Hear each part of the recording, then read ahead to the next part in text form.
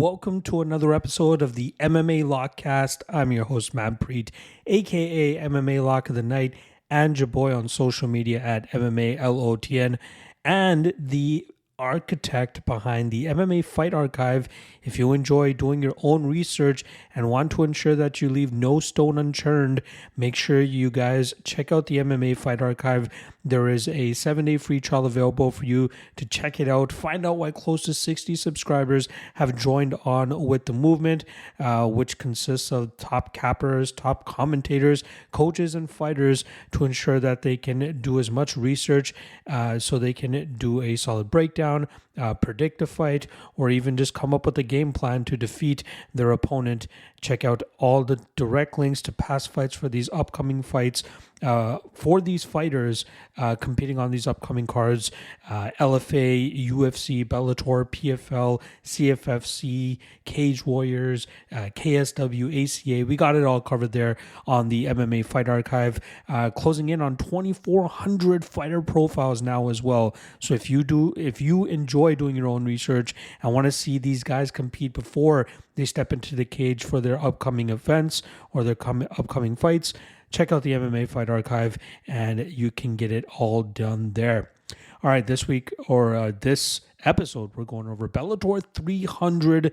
Yes, it's the 300th show of the second tier MMA promotion in the world, and it's probably one of the few remaining shows considering the impending sale to PFL that is coming in the next couple months, it seems. But they got a decent card here. Supposed to be 4 title fights. Unfortunately, Valentin Vassell got hurt earlier this week, so the fight got canceled with Ryan Bader.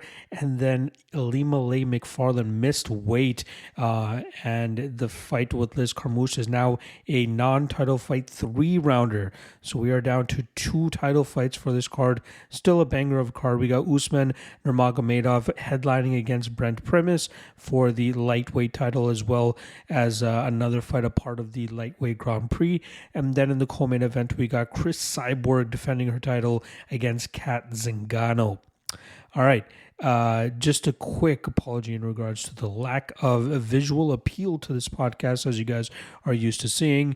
Recording this at 4 a.m.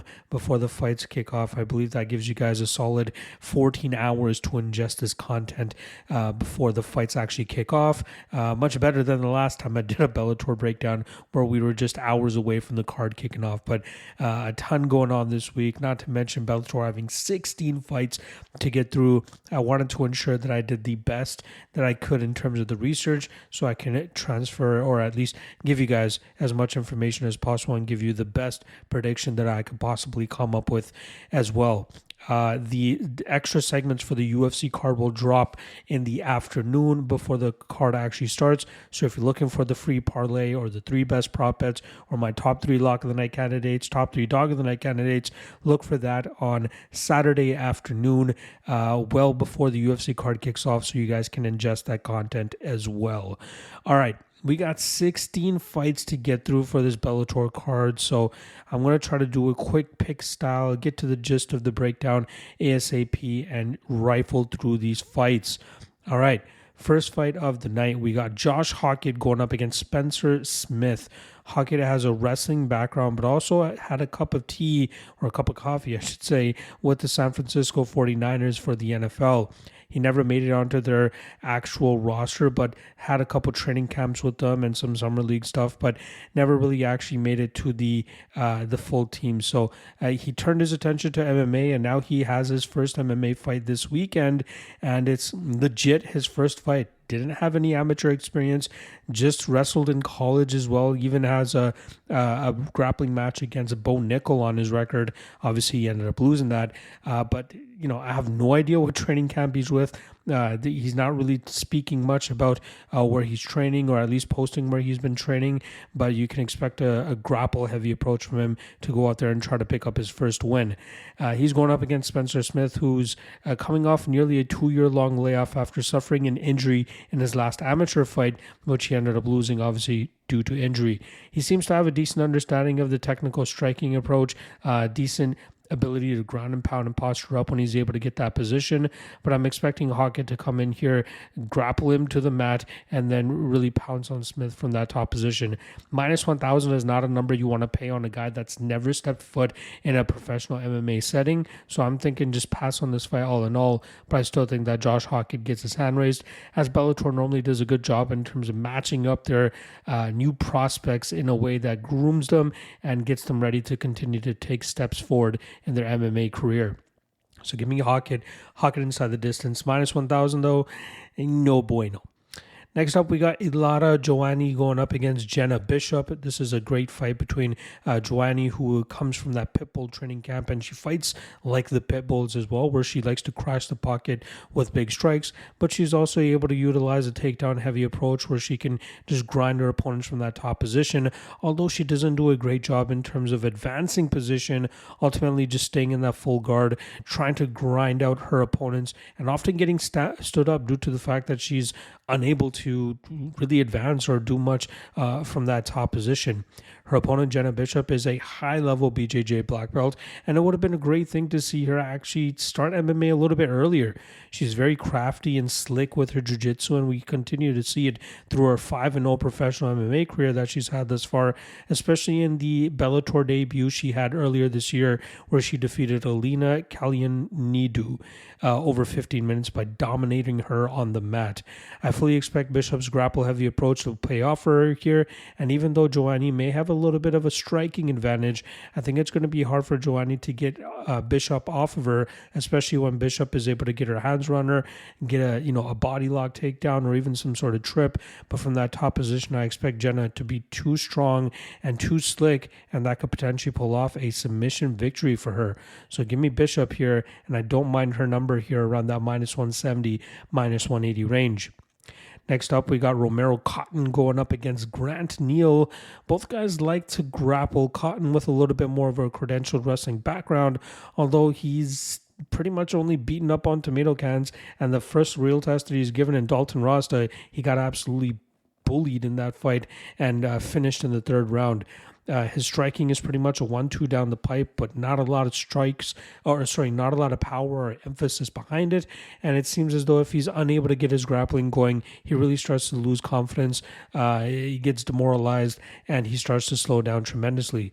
Grant Neal is a guy that doesn't really have a crazy wrestling background the way that Cotton does, but he still has a great MMA wrestling game where he's able to take his opponents to the ground and utilize his stocky strength, that he's able to just keep these opponents in place and do some good damage where he's able to control them and then eventually win his fights by decision. He has a couple of submission victories on his record as well, but he also has a big punching power, although he only has one knockout on his record, which is now 3.5 years ago. Last time out, he beat Carl Albrechtsen by split decision in a very close back-and-forth fight, but that was a great learning experience for Neal to continue to progress through his career, especially with him being in his late 20s at this point. I expect Neal to be the one with the more success in this matchup. Even though Cotton may have a technical wrestling advantage here, I fully expect Neal to be able to stuff his takedowns, grind on him, wear on him, and really start to take over this fight down the stretch. So I'm going to take Neal, and I don't mind his chalky line here, as I think that he can hurt Cotton a couple times, but really do his best work when he wears on him in the clinch, in the grappling, and then eventually on the ground where he can do some good work from on top. So give me the more experienced Grant Neal here to get his hand raised by decision. Next up, we got Mohamed Berkhamov going up against Herman Terrado. Berkhamov is coming off a devastating knockout loss that he suffered at the hands of Lorenz Larkin, or I should say at the elbow of Lorenz Larkin, who put him completely out cold in a nasty elbow that he was able to uncork on in a clinch position. That was the fight where I thought that Berkhamov was going to be able to get the fight to the ground and utilize his slick BJJ to either control the fight and win a decision or pull off a submission victory. But Berkhamov still has a lot of solid potential. He's only 29 years old and has a 15-2 record. One thing that I really like about his game is how slick his jiu-jitsu is compared to regular Russian wrestlers that you normally see. Normally you see Russian wrestlers go out there, get the takedown, either get an arm triangle choke or do a good job of establishing a dominant position, posturing up and raining down big shots, whereas Berkhamov is a little bit more slick and fluid in terms of transitioning from position to position and utilizing a variety of submissions to try to get his wins. His opponent, Terrado, is coming off of a 5-year-long layoff and currently on a 2-fight losing streak to the likes of Jake Shields and Magomedov. But as you go through his record and watch his fights, you notice that the wins that he's been picking up have been over very low-level competition, and not to mention a handful of guys that were winless, especially when he was facing them in his 12th, 13th, 14th professional MMA fight. His last win came a split decision over Joao Zeffirino, which is a solid win, but that's also Zeffirino nearing the tail end of his career. I like Berkhamov here to pretty much win this fight how he wants. I expect him to be able to get the takedown or at least get a position up against the cage where he can take the back of Terrado, start engaging in the grappling realm, and then eventually pulling off a submission in this matchup. My only concern, obviously, with Berkhamov is what his durability will look like after such a devastating knockout loss, but I think 8 months of recovery time is more than enough for a fighter at 29 years old who is not usually being knocked out and doesn't have a history of a bad chin to eventually recover and come back and give us one of his better performances. I think that this is a great stylistic matchup for him, and as long as he stays conscious, I expect him to go out there and get the finish within 10 minutes. Moving on to the light heavyweight division, we got Dovletsin Yagshimuradov going up against Maciej Rozanski. Yagshimuradov is coming off 2 straight victories now, most recently going out there and putting on a perfect MMA performance against Julius Angliscus. That was a matchup where he utilized a lot of kicks, movement from range, and then late takedowns in each round to really make it look good for the judges and get his hand raised by decision. He lost his first 2 fights, but can't really blame him considering the level of competition he was going up against. But he is coming off of wins over a former Bellator champion as well as a former title challenger. His opponent this weekend, the Pole, Rozanski, is coming off a loss to Brian Moore in a fight that he got outgrinded over 15 minutes. I believe that's at least 10 of the 15 minutes he got grinded on. Rozanski is normally a striker, a guy that likes to go out there, put his punches together down the pipe, and try to hurt his opponents from distance. However, his takedown defense still leaves a lot to be desired, which is where opponents have been able to take advantage of him, taking him to the ground and grind him out from that top position. Rozanski normally has trouble working back to his feet, and the only time he usually finds his way back to his feet is when the round ends or if his opponent makes a big mistake and gives up a position, which is why I think he's in for a long night this evening as he takes on Yagshimuradov, who really thrives in that ability to get his opponents to the ground and grind them out from that top position.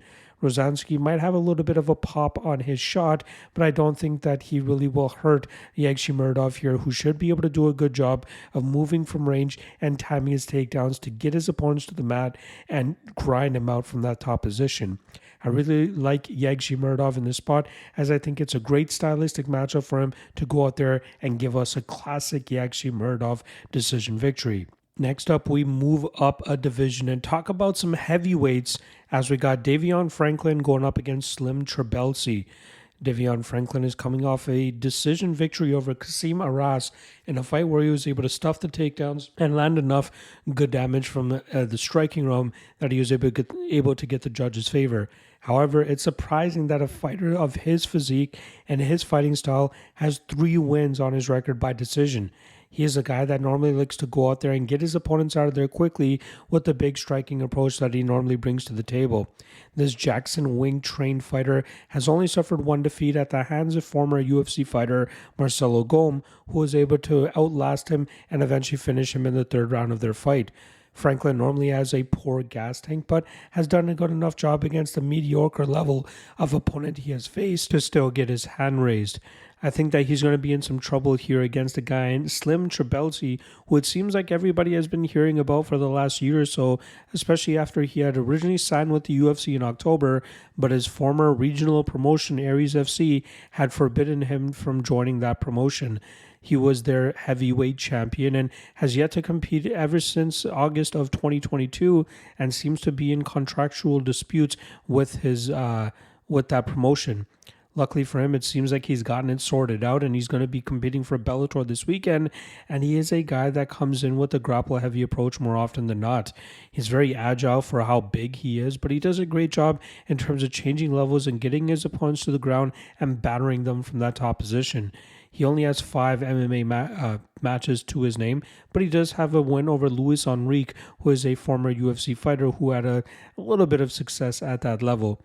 But I think that Trabelsi is legit. I think that this is a guy that's going to be very tough to deal with, especially for a guy in Franklin. If Franklin's unable to get him out of there with that power early, I fully expect Trabelsi to really start to take over in deep waters. His wrestling should start to come easier, and that should allow him to enjoy some top pressure and eventually posture up and get a ground and pound finish in the second or third round.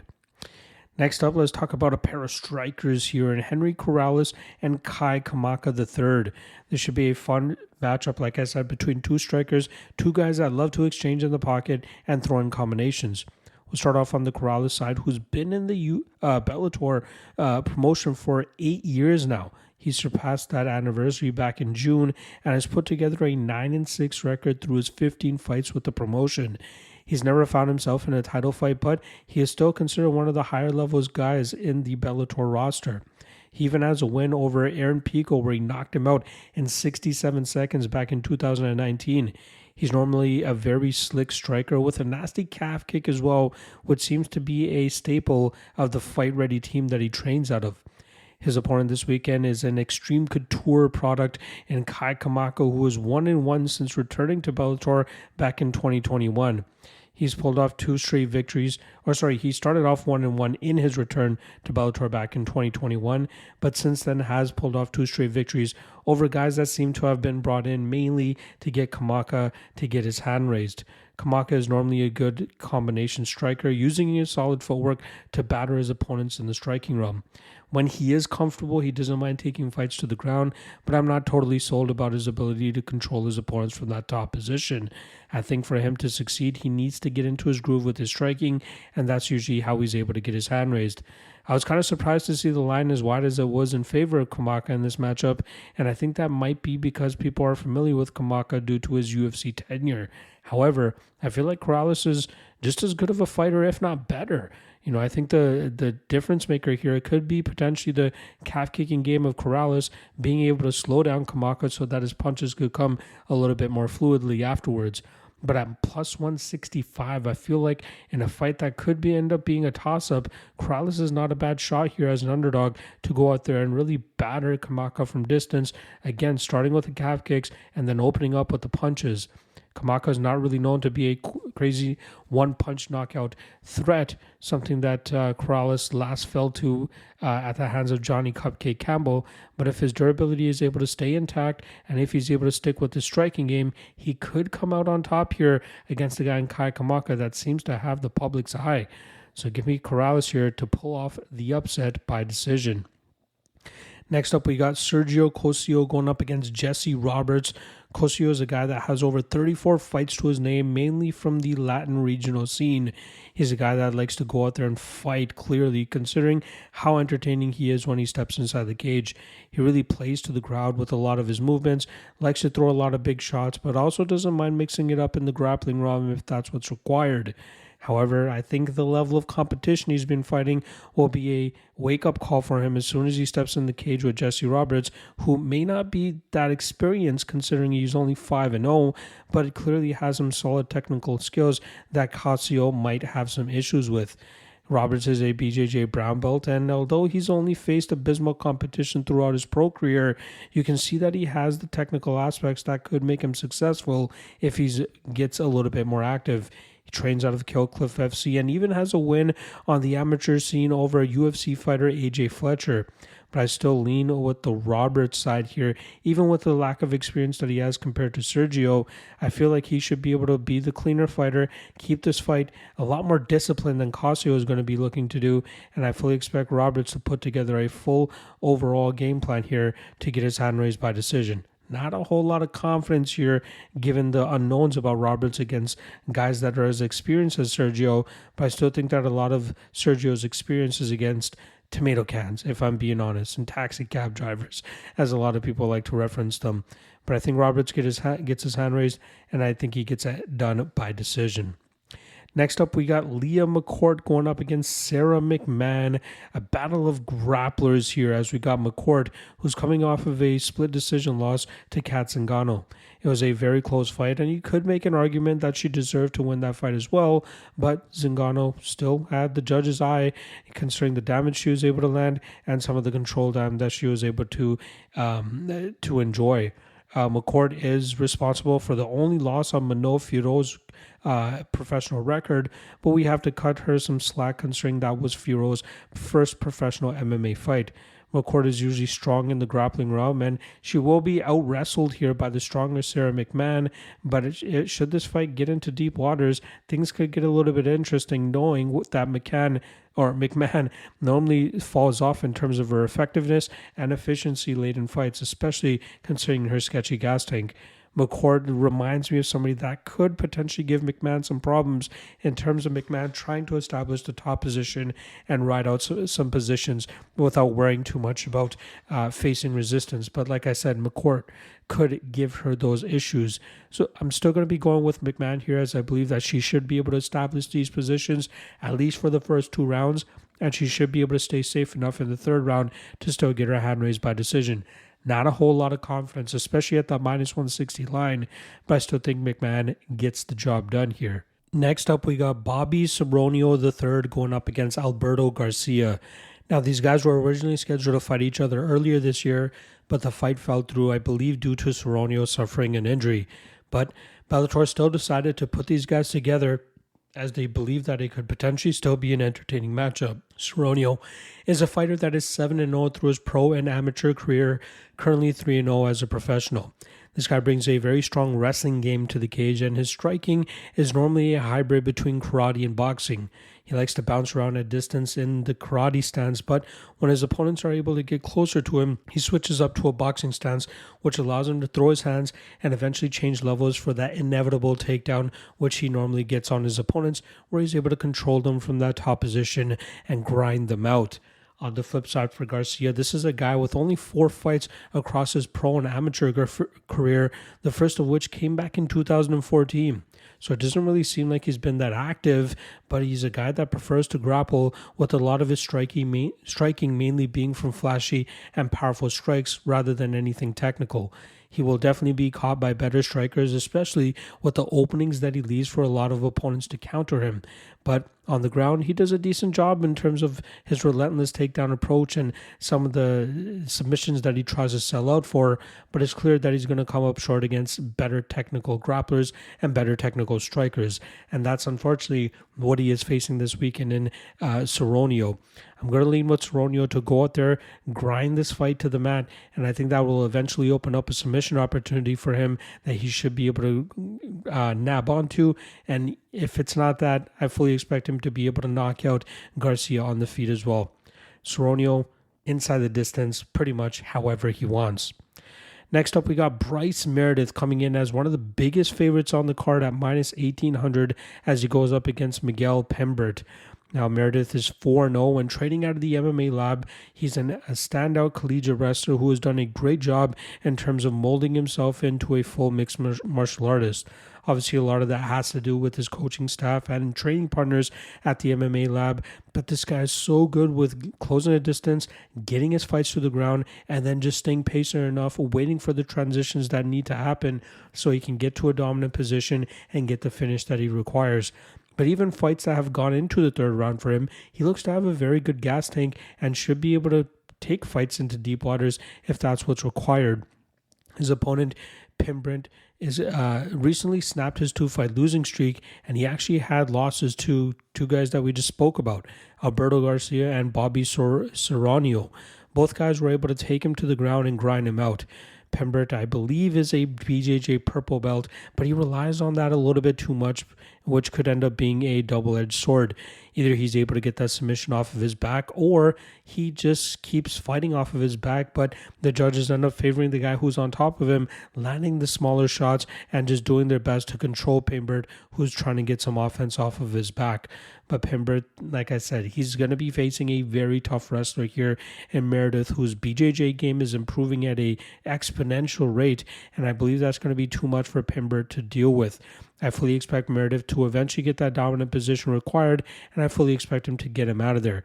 Minus 1800 is, pretty much a layup, and that's exactly what I believe is gonna happen in this matchup. Peimbert might be able to threaten with a couple of submission attempts off of his back, but for the most part, I think Meredith is going to be too strong for him, allowing himself to get that dominant position, like I said, and find that finish, whether it's TKO or by that arm triangle choke that he loves to implement. Next up, we got Dmitry Hrytsenko going up against Justin Montalvo. Last time around, I was able to cash on an underdog price on Hrytsenko, who at the time was a relatively unknown prospect.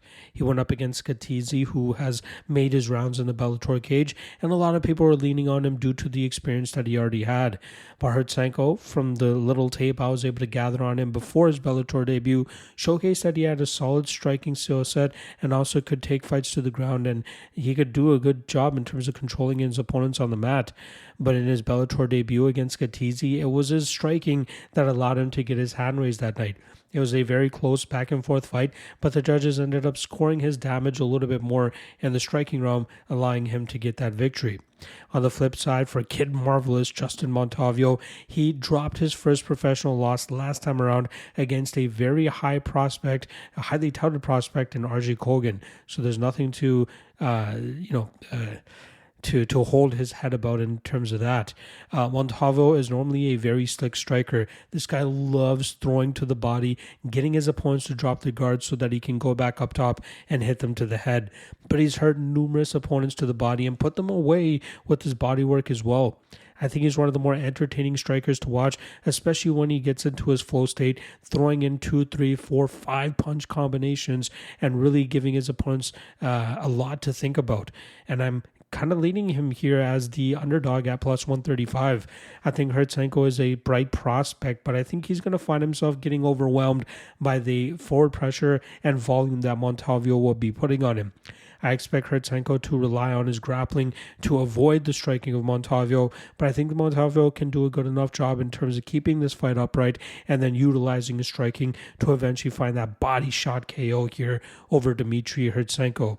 So give me Montalvo as the underdog, and I think he gets the knockout probably in the second or third round. Next up, we got the Bellator debut of Lorani Santos as she takes on another Bellator debutante, Jackie Cataline.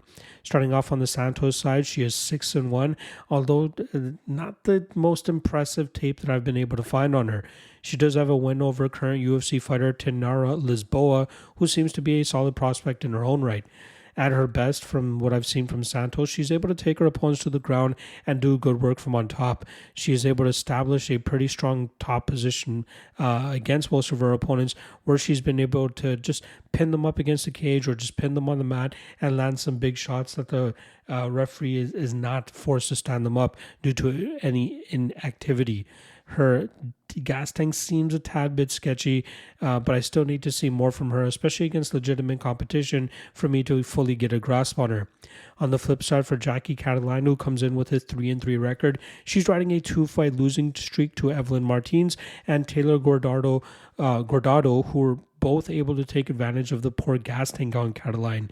Cataline brings in a wrestling background, and normally she's able to get her opponents to the ground and get them out quickly, but when she faces resistance, especially against opponents that are either able to stop her takedowns or immediately work back to her feet, you see Cataline immediately get demoralized. She starts to slow down, and that's where she ends up being a sitting duck, allowing her opponents to get her out of there. Now, I wouldn't want to fade Cataline with a minus 200 unknown like Lorani Santos, but it's so hard to get behind somebody that has as poor of a gas tank and has that quit in them like Jackie Cataline does. So I'm going to pick Santos to get this win probably in the second or third round, more than likely by a submission. But just minus 200 is too much for somebody who hasn't fought, on a bigger stage like this. So give me Santos, and Santos by submission. And that brings us to the main card, which again was supposed to be 4 title fights, but now it is 2 title fights. And then obviously this third fight here is now a non-title fight, 3-rounder between Liz Carmouche and Ilima-Lei Macfarlane. Now, the intriguing aspect of this fight is these two have been training partners for an extended period of time, and they weren't really reluctant to fight each other than the fact that if it were to have been for a title. Now, obviously, circumstances surrounding the fact that Macfarlane missed weight no longer makes this for the title, but they still want to go out there and throw down and put on a show for the fans. I believe that this will largely come down to the fact of who is going to be able to implement their grapple-heavy approach more, and I think it's actually going to be Liz Carmouche. I think of the two, both these fighters have grapple-heavy approaches in their arsenal, but I think that it's going to be Carmouche that has the better wrestling game, and she should be able to dictate where this fight takes place. I also think that she's the better boxer and slightly better striker, and I think that the only advantage that Macfarlane normally has is going to be her BJJ game that she's able to implement. However, I think she's going to struggle to do that here against Carmouche, especially a fighter that she's been training with for a long time, and I expect Carmouche to be ready and should be able to have the answers for whatever moves that Ilima-Lei likes to pull off here. So I'm going to lean with Carmouche to go out there, grind this fight out over 15 minutes, and maybe face a little bit of adversity at times, but for the most part, I fully expect Carmouche to be the one in control, and that should get her the decision victory. Next up, featherweight title fight here between Chris Cyborg and Kat Zingano. You got -800 on Kat Zingano, on Chris Cyborg, and it makes complete sense here. Now, Kat Zingano was offered this matchup plenty of times when she originally came to the Bellator roster, but she continuously turned it down, probably believing that she wasn't ready for it, and now she kind of seems to be forced into this matchup, which is just not that great of a look. I fully expect Chris Cyborg to have her way with her here, stopping the takedowns and just wearing on Zingano, and then eventually getting her out of there in the second or third round. I think Cyborg is a far superior striker here, and I think once Zingano starts to tire out, especially from her failed takedown attempts, she gets way too wild. She throws a lot of off-balance striking, which will leave plenty of openings for Cyborg to pounce on her, and I think that Cyborg should be able to finish her, like I said, within 10 to 15 minutes.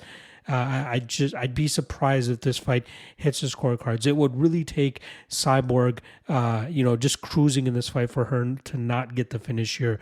Zingano is a sitting duck, like I said, likely in the second or third rounds, especially with the failed takedown attempts, especially with how sketchy her gas tank looks, and especially with how sketchy her striking defense looks. So I think that Cyborg knocks her out. I think you can get anywhere between -150 and -250 rather than paying the -800 on Cyborg's money line if you were just to target the knockout prop. That's the one that I like here, and that's where I think ends up coming through. And that brings us to our main event, which is a lightweight title fight, but also a fight a part of the lightweight Grand Prix.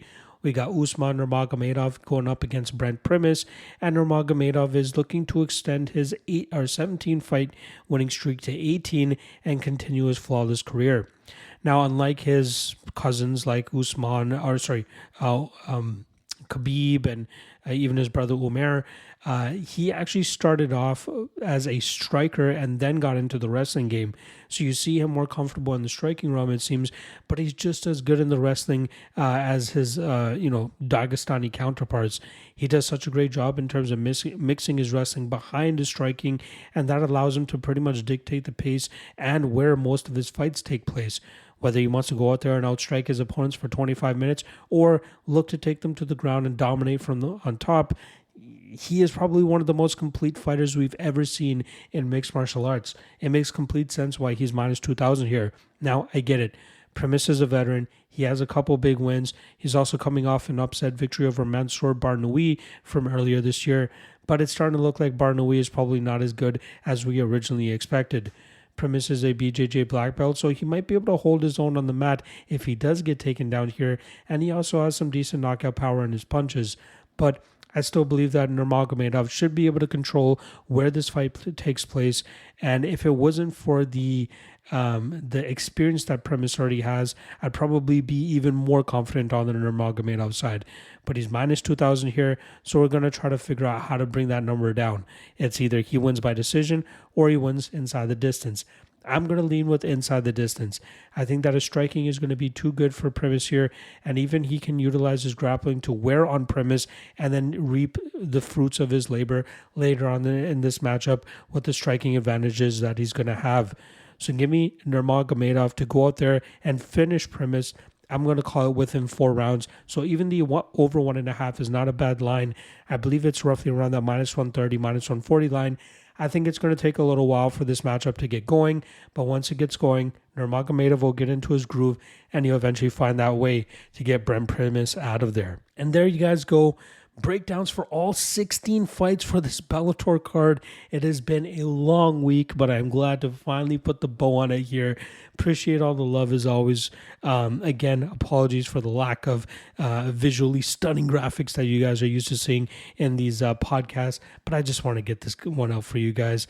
Again, Sunday or Monday, I should be dropping the last episode of the Contender Series, and then we'll also get into the next UFC card. Appreciate all the love, appreciate all the support. Drop a like and subscribe if you haven't already, and good luck on all your action this weekend, folks. I will see you next week. Peace.